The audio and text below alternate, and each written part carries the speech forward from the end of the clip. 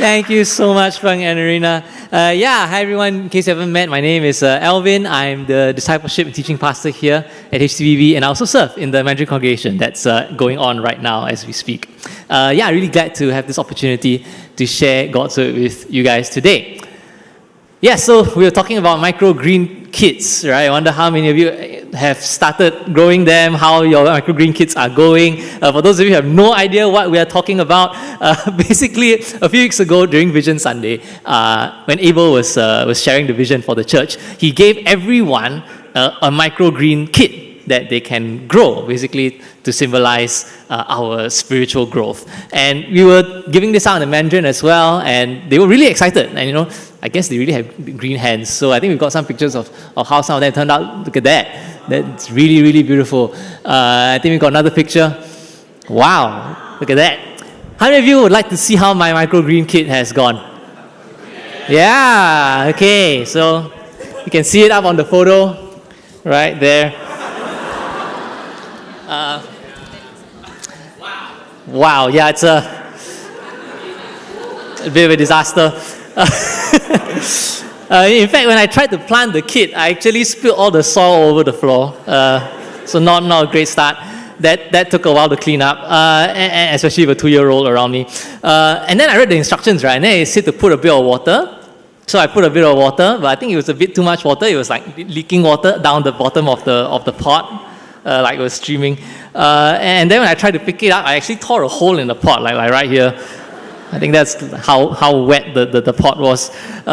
And then after planting it, I went on a 3-day retreat. Anyway, I guess I admit I don't have green fingers. So if you have any tips on how to revive this poor dying plant, please do let me know. So what happens when our seeds don't bear fruit?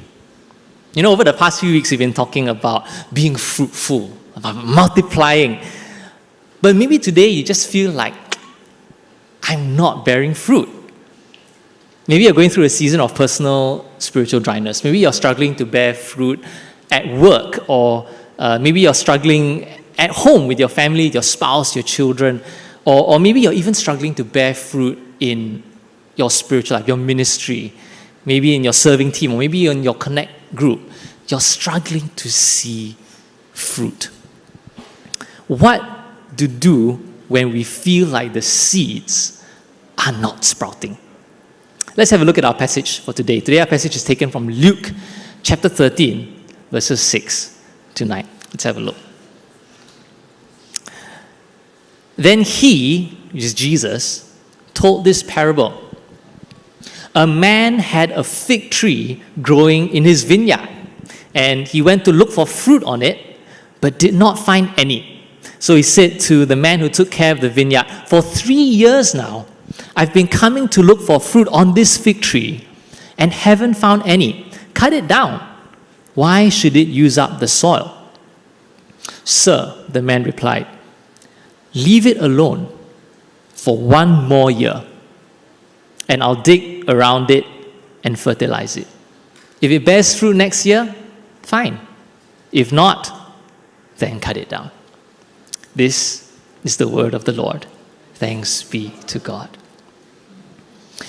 So maybe today you feel like a barren fig tree. Maybe a fig tree in the middle of a vineyard. You're looking around at others and you're seeing what seems like a productive harvest in their lives, in their families, in their ministries, but you feel a bit stuck.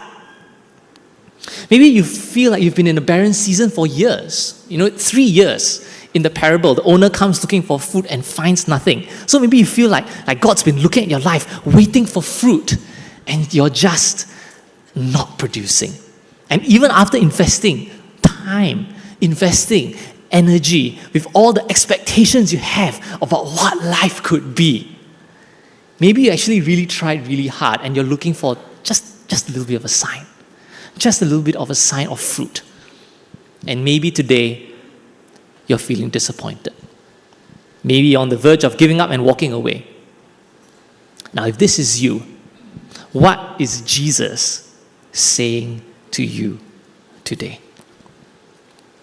Now, I believe Jesus speaks in the voice of the vine keeper. Someone who understands the slow, patient rhythm of growth. I believe Jesus says to us today, give it one more year. Give it one more year. I believe that's the heart of Jesus that we see in this parable. And that's the heart of God. He gives us another chance, and another, and another. You know, it's not just 1 year. There's a second year. There's a third year. And now there's a fourth year. You know, that's God's incredible patience with us.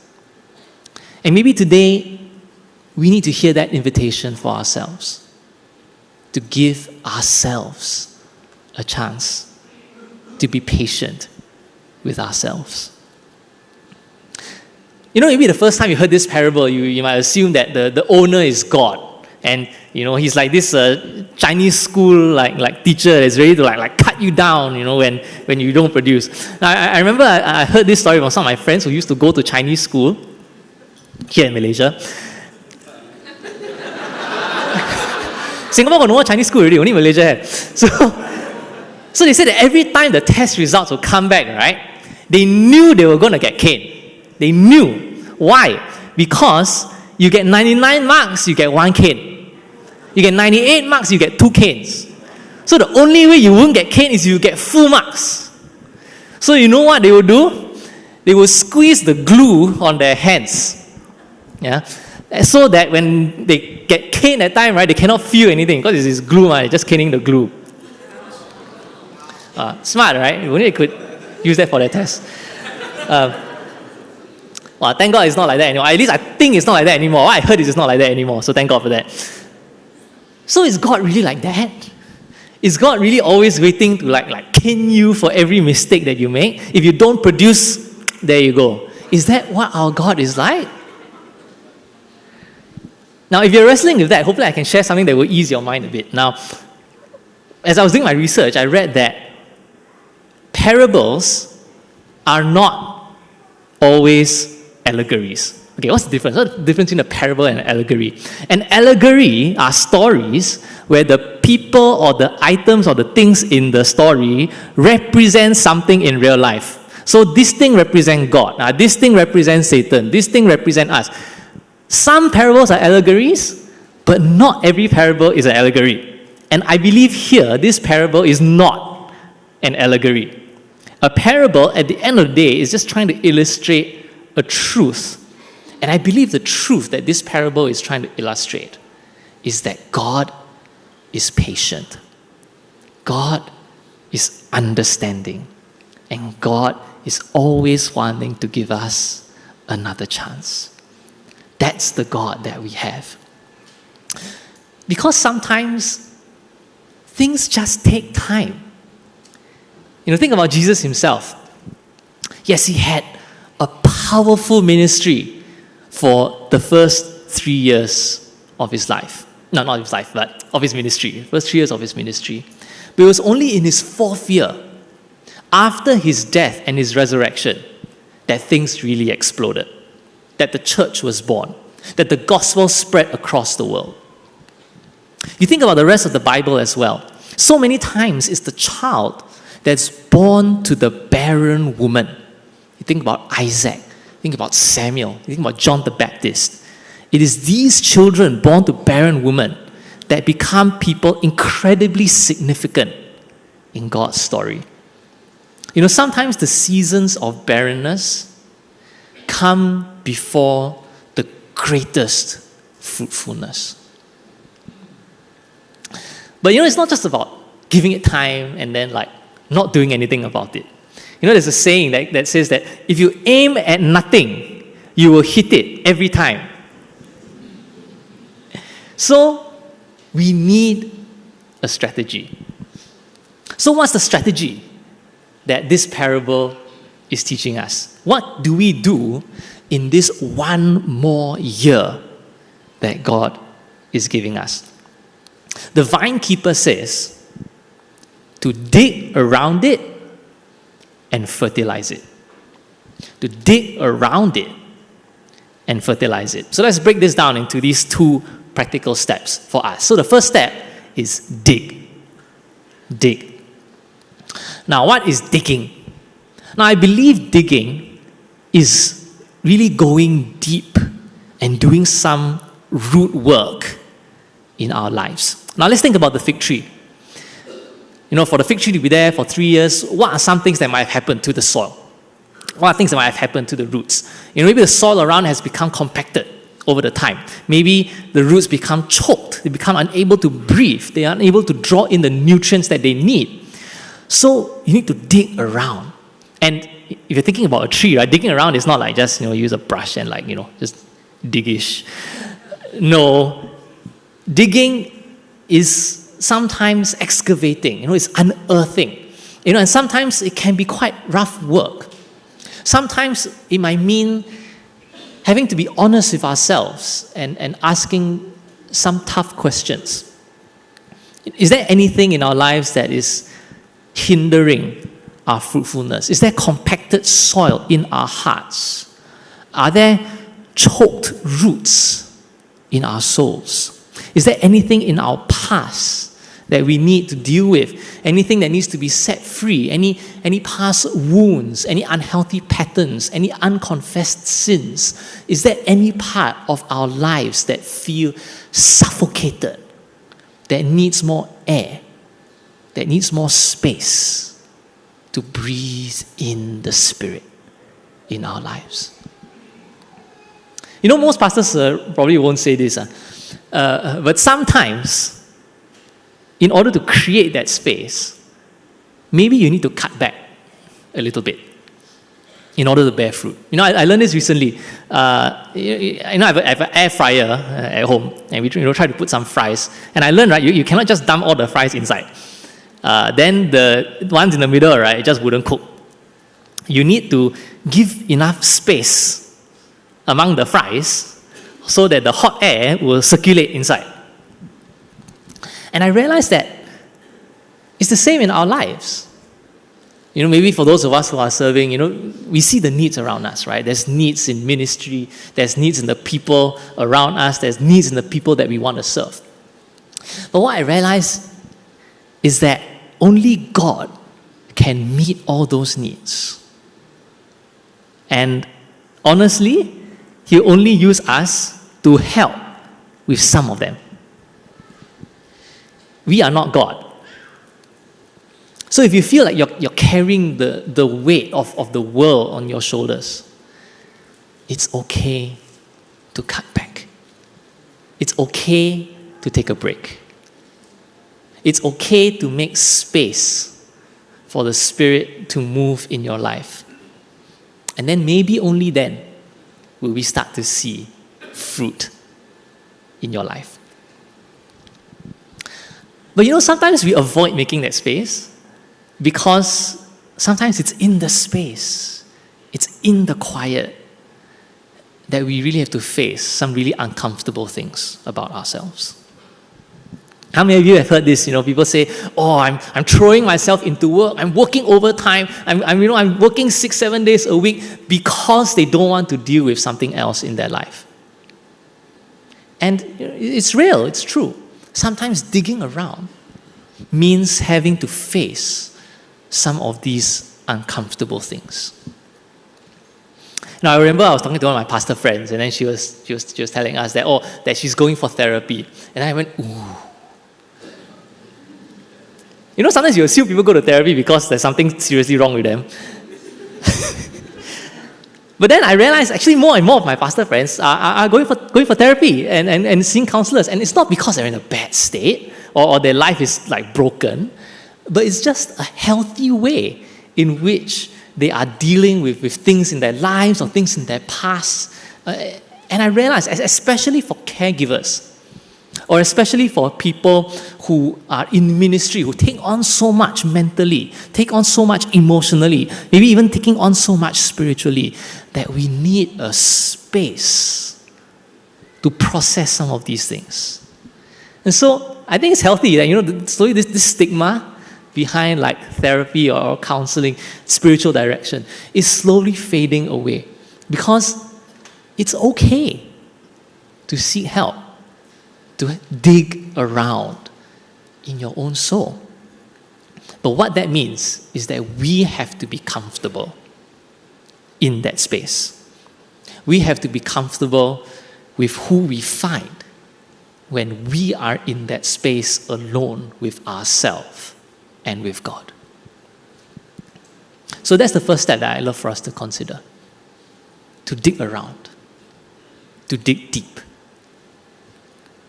Make space. Now the second thing I would love for us to consider is to fertilize. To fertilize it. Once you've dug around, you've created some space, then you need to nourish the soil. You need to fertilize. What do I need to receive from God to be fruitful in this season? Maybe you need more of the word. Maybe you need more time in prayer. Maybe you need more accountability in your life. What systems can we put in place to make sure that we are receiving the nourishment we need from God?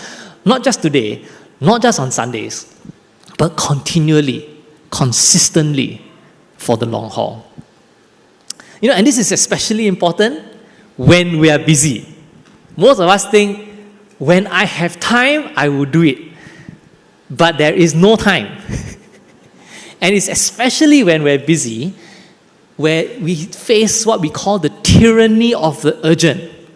The tyranny of the urgent snatches away the nourishment we actually need to thrive. So, what do? That's why we need systems in place in our lives to make sure that we receive. Now, for me, as a busy parent of a 2-year-old toddler, I know that I can't have the long, luxurious times with God I used to have when I was younger. So now the only realistic time I can afford to consistently commit to reflecting and pray over Scripture is 5 minutes. 5 minutes in my throne room. You know what I mean? But by making that time my appointment with God, even though I can only commit to reflecting and pray over 4 verses a day, that's all I'm committing. 4 verses a day. Even though I can only commit to 4 verses a day, it makes such a huge difference to my day. Just those 5 minutes, after those 5 minutes, I have kind of mental clarity, a peace, a centeredness that carries me through the rest of my day. And you'll be surprised what kind of impact these small fertilizing actions can have on your life. Small actions of openness and receiving from God. But sometimes fertilization isn't always pleasant. The best fertilizer is often the most natural kind. I heard this story about an auntie who grew the most amazing papaya trees. And someone asked her, "What's your secret?" And then she said, "Do you really want to know?" And then she confessed that she watered her papaya trees with her children's pee. And one of the children's dead pet fish right inside the soil. Very smelly, very unpleasant stuff, but very effective fertilizer. In fact, in the original Greek, the word here is balokopria, which literally means to throw manure. That's literally what it says in the Bible. So sometimes spiritual fertilization can be a bit smelly or a bit unpleasant too. It can come in the form of disappointments or failures or extreme challenges. In the past few years, one of the things that God has really given to me that has helped me grow in wisdom and in discernment and in reliance on Him is having really difficult conversations. And almost every church pastor has to have them. And I found out some people actually really like having those conversations. I really don't. I dread it. I drag my feet to it. My wife says she knows when I'm going to have a conversation like that because I start sighing for 24 hours before the conversation. You know, the worst thing about those conversations is that at the end of those conversations, 90% of the time, there isn't a pretty resolution, right? Either someone is upset or everyone is upset. But what I realize is in those moments, in the crucible, in the lion's den, that my spiritual roots get stuck in. I come out of those moments with more maturity, with more experience, with more empathy for people and what they go through. So while I can't say that I've embraced those conversations, at least I'm learning to appreciate them a little better, to see them as fertilizer. And you know, maybe there's something here for us to think about. Maybe we also need to allow ourselves to be fertilized, even when sometimes it's smelly or unpleasant. So, in this one more year, we can commit ourselves to these two things: to dig around and to be fertilized. Let's ask God how to show us what needs to be unearthed and what nourishment we need to receive so that we can bear fruit that lasts. And you know, finally, the good news is we don't have to do this alone. You know, we can help each other in the process of digging and fertilizing. Even as we do our own internal work, we can contribute to what God is doing in the lives of others as well.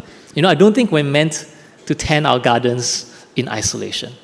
And I believe God has blessed us with one another, with this community to help each other and to encourage each other. You know, think of your connect groups. Think about Alpha. Think about courses you run like Discipleship Basics. Think about even your informal gatherings. You know, when you go out for lunch and you go out to play pickleball. You know, your friendships within the church. These are all opportunities to support one another in this journey of growth, to spur one another on towards fruitfulness, to give each other one more year. And so that's why, you know, we're excited to share that, you know, starting next week, we're starting this series on tending the garden of the inner life. And, you know, I'm excited because we'll be exploring how, through the different gardens that we find in the Bible, how we can tend to the gardens of our inner lives. And my belief is that as we patiently tend to our own gardens this year, I'm confident that we will see more and more clearly that Jesus, the vine keeper, has been tending you all along. Jesus, the vine keeper, has already started that digging and fertilizing work that we want to see in our lives. And we'll become more aware of the quiet work that God is already doing and bearing fruit in His time.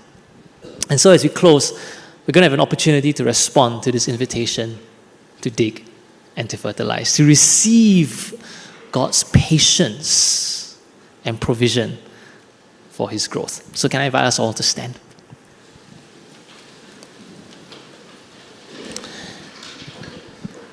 And you can just reach out your hands like that, close your eyes as we prepare our hearts. You know, this is really a posture that says, God, I want to receive what you have for me today. I want to receive your Spirit. I need your help.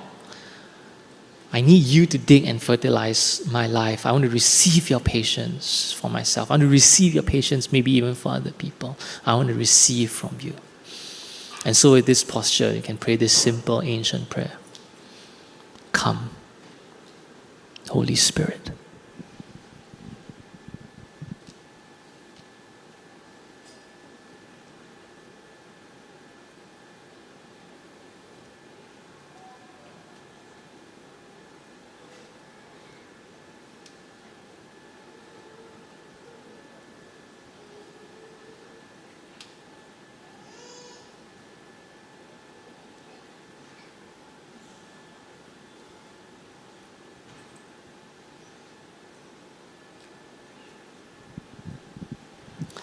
And now can I also invite the prayer team to come to the front or up on the balcony?